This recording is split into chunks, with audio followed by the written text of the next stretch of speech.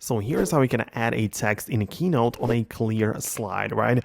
So this is kind of a specific thing, but I'm going to show you exactly how to do this because whenever you are inside of the Keynote, you can press on the plus button to add a new slide. And when you add a one, which is blank without any like thing in here, you don't really seemingly have the ability to add a text, right? Like you just go in here and just try to insert like images or some other things, but it doesn't really let you go to the text view, right? So the way that it works is that you need to add another slide which contains some text fields, and you need to select it, whether it's like the text field for the body or I don't know, for the title, and you have to tap on it and click on the option to copy the thing, right? So you have to copy the text field. You're gonna go in here, tap on the blank canvas or blank slide, and you can paste it like that, and you essentially end up with a text field where you can just move it around and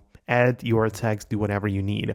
So of course it would make sense to add a text button somewhere on the screen, but this is how we need to do this. So if you like this straight to the point tutorial where I just show you how it works, then make sure you subscribe so you do not miss tutorials and videos like this one. Thanks a lot for watching, and I'll talk to you later in the next videos.